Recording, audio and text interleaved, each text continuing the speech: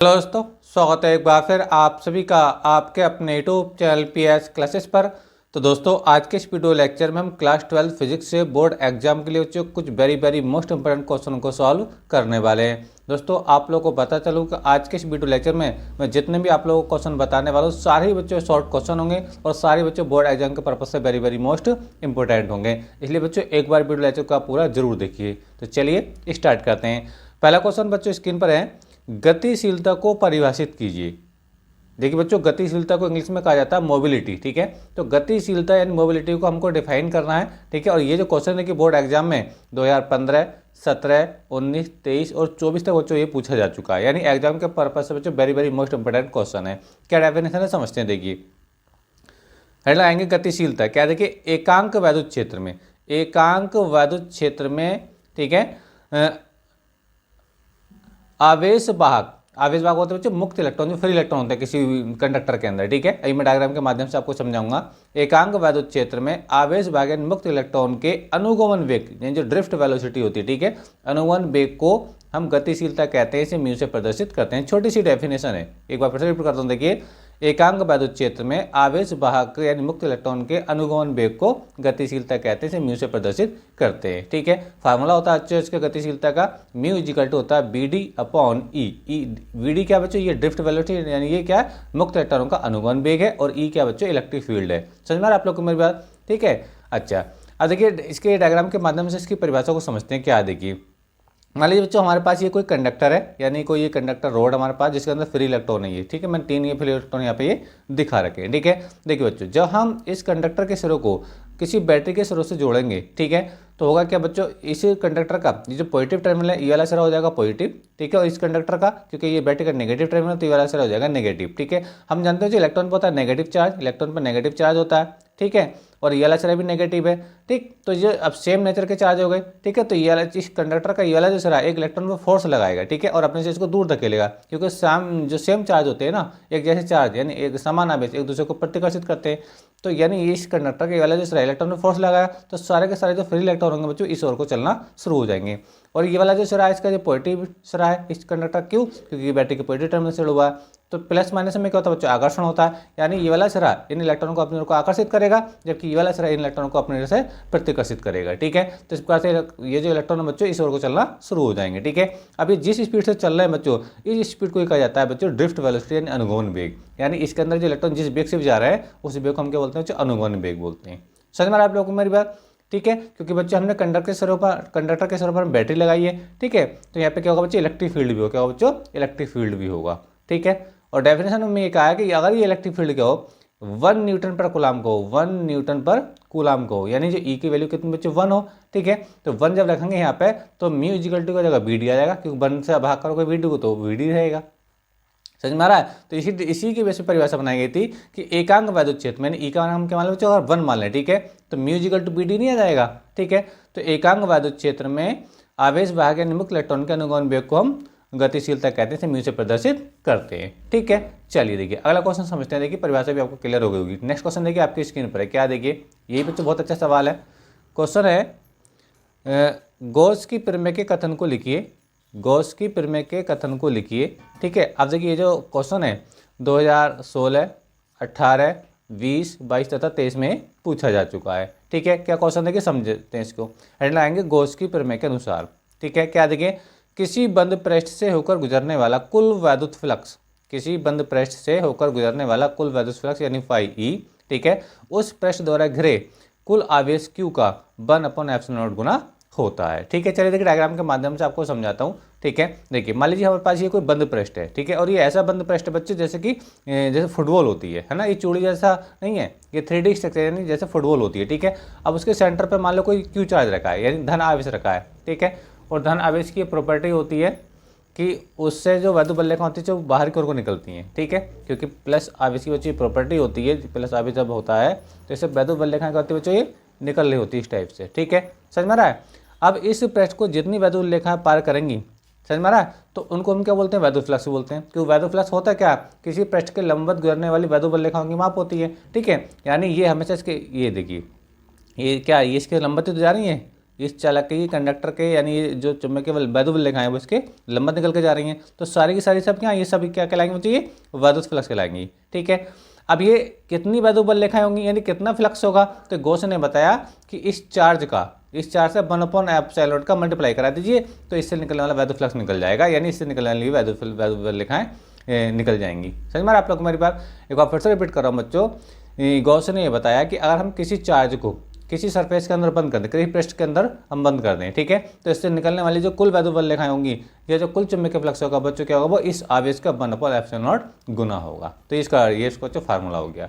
आप बच्चों इस टाइप को, इसको आप ऐसे भी लिख सकते हो, E.dA is equal to Q into 1/ε0। दोनों ही वैद्युत फ्लक्स के ही फार्मूले हैं। ठीक है, तो उम्मीद करता हूँ बच्चों ये भी आपको अच्छे से क्लियर हो गया होगा। ठीक है, तो चलिए देखिए बच्चों, हम अगला क्वेश्चन देखें। अगला क्वेश्चन क्या देगी? अगला क्वेश्चन देखिए आपकी स्क्रीन पर है। क्वेश्चन देखिए, समझते हैं।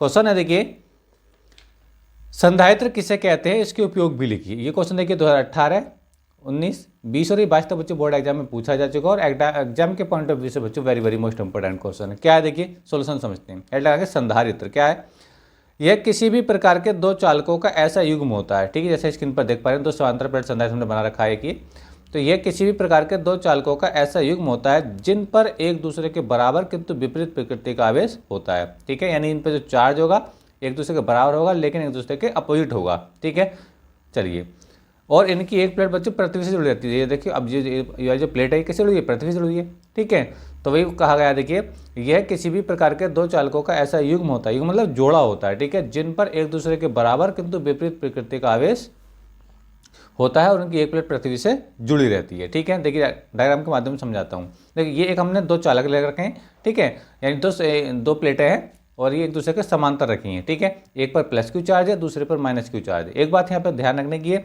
जितना प्लस क्यू चार्ज है उतना ही बच्चों क्या है, माइनस क्यू चार्ज है। समझ में आ रहा? ठीक है, क्योंकि इसकी डेफिनेशन ये कहती है कि जो आवेश रहता है इन चालकों पर एक दूसरे के बिल्कुल बराबर रहता है और एक दूसरे के अपोजिट रहता है, और उनकी एक प्लेट बच्चों पृथ्वी से जुड़ी रहती है। क्लियर है आप लोगों को मेरी बात? ठीक, चलिए, तो इसके ये संधारित्र का डायग्राम हो गया। अच्छा, उपयोग क्या है, आवेश का संचय करने में, क्योंकि सबसे ज़्यादा इंपॉर्टेंट काम जो होता है बच्चों संधारित्र का, वो आवेश का ही संचय करना, आवेश को ही इकट्ठा करना होता है एनर्जी की फॉर्म में। ठीक है, तो पहला इसका उपयोग है आवेश का संचय करने में, दूसरा बच्चों ऊर्जा का संचय करने में, ऊर्जा को इकट्ठा करने में, तीसरा बच्चों वैज्ञानिक अध्ययन में, और चौथा बच्चों इलेक्ट्रॉनिक परिपथों में। तो इसके चार उपयोग बच्चों वो एग्जाम के पॉइंट ऑफ व्यू से बच्चों वेरी वेरी मोस्ट इंपॉर्टेंट है, आप इनको आप तैयार जरूर करिए। ठीक है, चलिए नेक्स्ट क्वेश्चन समझते हैं। हमारा नेक्स्ट क्वेश्चन क्या है?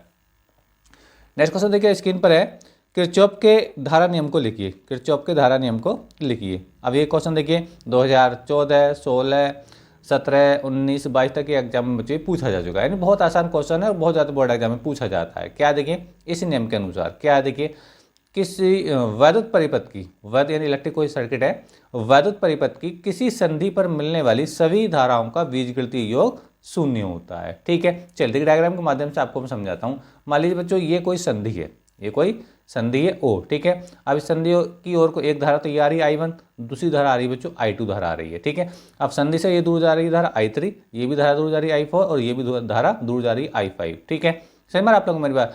तो इस संधि O पर इन सभी धारा का जो योग होगा, सभी धारा का जो बीजगणितीय होगा बच्चों क्या होगा, वो शून्य होगा। समझ में आप लोगों को मेरी बात? अर्थात सिग्मा I क्या होगा बच्चों, 0 होगा। ठीक है, समझ में आ रहा? चलिए देखिए, हम इसको थोड़ा डायग्राम के माध्यम से इसको और अच्छे से क्लियर करता हूँ आप लोगों को। देखिए क्या, देखिए देखो, ये दोनों धाराएं I1 और I2 संधि की ओर को आ रही हैं। ठीक है, इसलिए बच्चों मैंने इसको क्या लो, प्लस साइन के साथ लिखा। ये चिन्ह परिपाटी होती है, अगर इन दोनों को प्लस के साथ लोगे तो इनको तीनों को माइनस के साथ लेना पड़ेगा, अगर इन तीनों को प्लस के साथ लोगे तो इसको आपको माइनस के साथ लेना पड़ेगा। समझ में आ रहा है?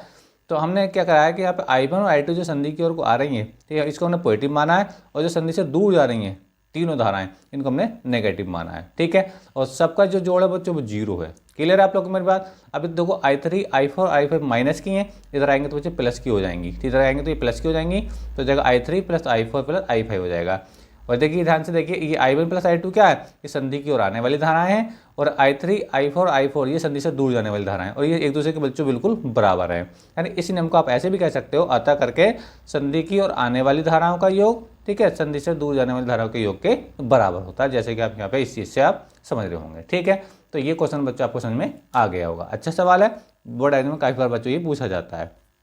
चलिए नेक्स्ट क्वेश्चन समझते हैं। नेक्स्ट क्वेश्चन देखिए आपकी स्क्रीन पर है, क्या देखिए, क्वेश्चन नंबर 5 है, स्वप्रेरण गुणांक को परिभाषित कीजिए। स्वयं प्रेरण गुणांक को परिभाषित कीजिए। एग्जाम में देखिए 2014 में आ चुका है, 15, 16, 23, 24, यानी बहुत अच्छा सवाल है। क्या देखिए एग्जाम इसकी परिभाषा समझते हैं।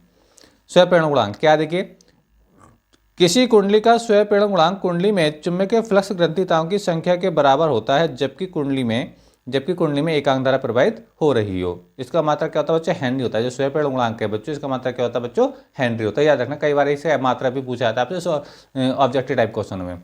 क्या देख, किसी कुंडली का स्वयं प्रेरण गुणांक, ठीक है, इसे एल से रिप्रेजेंट करते हैं, मैंने फार्मूला यहाँ लिख रखा है, ठीक है। कुंडली में चुंबकीय फ्लक्स ग्रंथिताओं की संख्या यानी जो N5 होती है, इसको बोलते हैं चुंबकीय फ्लक्स ग्रंथिताओं की संख्या के बराबर होता है जबकि कुंडली में एकांक धारा प्रवाहित हो रही है। यानी आई का मान बच्चों अगर हम क्या माने 1 माने, यानी इस किसी कॉइल के अंदर अगर आई इजिकल टू हम क्या ले लें बच्चों 1 एम्पियर ले लें। कितना ले लें, 1 एम्पियर लेंगे तो एल इजिकल टू क्या जाएगा बच्चों, N5 आ जाएगा। और N5 क्या होता है बच्चों, चुंबकीय फ्लक्स ग्रंथिताओं की संख्या होती है। समझ में आ रहा है। मान लो किसी कॉइल के अंदर n टर्म्स हैं, किसी कॉइल के अंदर n टर्म्स हैं, ठीक है, और एक फेरे का जो चुंबकीय फ्लक्स है वो फाई है, तो n फेरे का चुंबकीय फ्लक्स कितना हो जाएगा, N5 हो जाएगा। तो इसको बोलते हैं बच्चों हम चुंबकीय फ्लक्स ग्रंथिताओं की संख्या। समझ में आ रहा आप लोग मेरी बात। तो देखिए formula L equal to N5/I। H है बच्चों हेनरी, इसका मात्रक होता है, ठीक है, मैंने लिख रखा है हेनरी इसका मात्रक होता है। आगे देखिए फिर क्या लिखा, यदि I इजिकल टू 1 जो डेफिनेशन में था तो L इजिकल टू हो जाएगा बच्चों N5 आ जाएगा, ठीक है। समझ में आ रहा है। यानी जो आपका स्वयं प्रेरण गुणांक है वह चुंबकीय फ्लक्स ग्रंथिताओं की संख्या के बराबर ही होता है जबकि कुंडली में एकांक धारा यानी 1 एम्पीयर धारा प्रवाहित हो रही हो, ठीक है। चलिए नेक्स्ट क्वेश्चन को समझते हैं। नेक्स्ट क्वेश्चन क्या देखिए, अनुगमन वेग को परिभाषित कीजिए। अनुगमन वेग को परिभाषित कीजिए। क्या सवाल है कि वेरी वेरी मोस्ट इंपोर्टेंट सवाल है ये भी। देखिए 2018, 19, 20, 22 और 23 तक बच्चों एग्जाम में पूछा जा चुका है। क्या देखिए अनुगमन वेग हेडिंग लगाएंगे। क्या देखिए, किसी चालक के भीतर मुक्त इलेक्ट्रॉन के औसत वेग को हम क्या कहते हैं बच्चों, किसी चालक के भीतर मुक्त इलेक्ट्रॉनों के औसत वेग को हम अनुगमन वेग कहते हैं, इसे BD से प्रदर्शित करते हैं। समझ में आ रहा। चलिए देखिए इसका फार्मूला देखिए क्या है। फार्मूला देखिए VD इक्वल टू होता है V1 + V2 VN/N। यानी मान लो हमारे पास कोई चालक है, ये हमारे पास कोई ये चालक है, ठीक, जैसे कि मैंने अभी थोड़ी देर पहले सवाल में आपको समझाया था, ठीक ये, ठीक है ये। और मान लीजिए इसका हमने कनेक्शन किसी बैटरी से कर दिया, हमने इस बैटरी से इसका हमने कनेक्शन कर दिया इस टाइप से ये, ठीक है। अगर ये कंडक्टर है तो इसके अंदर बच्चों क्या होंगे, नंबर ऑफ फ्री इलेक्ट्रॉन बहुत ज़्यादा होंगे क्योंकि चालकों के अंदर जो फ्री इलेक्ट्रॉन होते हैं बहुत ज़्यादा होते हैं, ठीक है। तो जब हम इसको बैटरी जोड़ेंगे तो ये वाला नेगेटिव था, नेगेटिव सिरा हो जाएगा क्योंकि बैटरी का नेगेटिव टर्मिनल है, और ये वाला जो सिरा है बैटरी के पॉजिटिव टर्मिनल से जुड़ा होता है, ये पॉजिटिव हो जाएगा, ठीक है। तो जिसकी वजह से इलेक्ट्रॉन पर एक फोर्स लगेगा इलेक्ट्रिक फील्ड में, तो सारे इलेक्ट्रॉन बच्चे इधर को चलना ही शुरू हो जाएंगे। समझ में आ रहा है आप लोग मेरी बात। तो इन सभी इलेक्ट्रॉनों के औसत वेग को हम क्या बोलते हैं बच्चों, अनुगमन वेग बोलते हैं। तो वही बच्चों मैंने लिखा है VD equal to V1 + V2 dot dot dot हमने क्या VN कह दिया, मतलब इसके अंदर n इलेक्ट्रॉन है, तो ये फार्मूला बच्चों अनुगमन वेग का हो गया। तो आइए बच्चों ये भी आपको अच्छे से क्लियर हो गया होगा। तो आज के इस वीडियो लेक्चर बच्चों हमने एग्जाम के पॉइंट ऑफ व्यू से बच्चों हमने 6 क्वेश्चनों को डिस्कस किया। चाहे 6 क्वेश्चन बच्चों आपके बोर्ड एग्जाम के पर्पज से वेरी वेरी मोस्ट इंपॉर्टेंट है, एक बार आप इनको तैयार जरूर कर लीजिए। तो आज के इस वीडियो लेक्चर में बच्चों इतना ही। वीडियो लेक्चर कैसा लगा कमेंट कर जरूर बताइए, और इसी प्रकार के बच्चे सभी इंपॉर्टेंट टॉपिक का वीडियो चाहते हैं हमारे माध्यम से, ठीक है। तो हाँ, चैनल को सब्सक्राइब करने के साथ साथ बेल आइकन यानी घंटे का बटन जरूर दबाइए ताकि जैसे जैसे हमारी कंटिन्यू वीडियो आए उनका नोटिफिकेशन आप लोगों को समय से मिलता रहे। तो मिलेंगे नेक्स्ट वीडियो में, तब तक के लिए धन्यवाद। जय हिंद, जय भारत।